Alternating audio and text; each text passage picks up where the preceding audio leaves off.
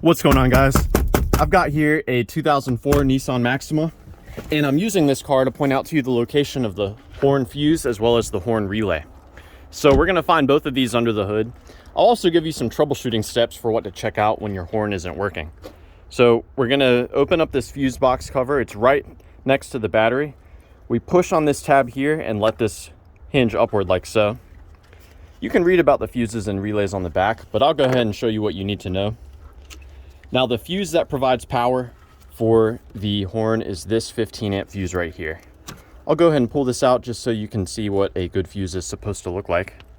And as you can see, that fuse is clean and unbroken. So let's get this reinstalled. Now, the relay for the horn is here. And my absolute favorite way to troubleshoot the horn relay is I'll have an assistant inside the car holding the horn down. And while they're doing that, I'll come here and I'll actually tap on this horn relay. Sometimes relays can get stuck, and by tapping or wiggling the relay, you can get them to start working again. If you tap on that horn relay and the horn starts to work, then you might want to go ahead and plan on replacing this relay at some point in the future. Now, I'll show you how to remove the relay, and it's going to be very easy for me. I'm going to make it look easy. I'm just going to grab it, pull it straight up. Now, the first time I removed this, I had to put a substantial amount of effort into getting this pulled up. And it wasn't until after I removed it that I found that there's actually a plastic retaining piece that clicks in here on the side of the relay. So what you're supposed to do is push that retaining piece in. You'll find it on this side, and I'm not really sure how you'd get to it because you have to kind of reach down there with maybe a hook and get that pushed in. But if you squeeze this and pull it hard enough, you'll just break that plastic piece. So however you want to do it.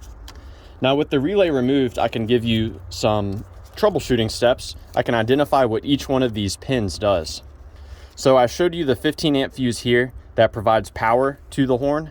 Well, that power comes off through this pin right here, which is actually pin number 2 on the wiring diagram.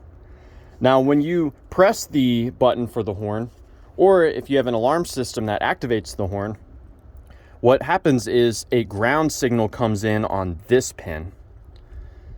If you never see a ground here when you're pressing the horn or when you have an assistant pressing the horn, then it's very likely that you either have a broken clock spring or the horn switch itself is broken. Now, when the ground comes in from here, this relay gets activated. And when the relay is activated, it takes power from this pin and it sends it into this pin right here, pin number 3. This pin goes directly to the horn. So you yourself can actually cause the horn to go off. You can provide your own power to the horn directly by connecting these 2 pins together. You can do this with a wire or a paper clip or even some pliers like what I'm doing now. So making this connection should cause the horn to go off. It bypasses the relay and the horn switch. If you do make this connection and there is no horn sound, then it could be that the horn itself is failing. So you may want to look into that. So yeah, I hope that this information was helpful for you, or at the very least, a good starting point in troubleshooting the horn on your Nissan Maxima. Please do let me know if you have any questions, or more importantly, any advice. Thanks for watching.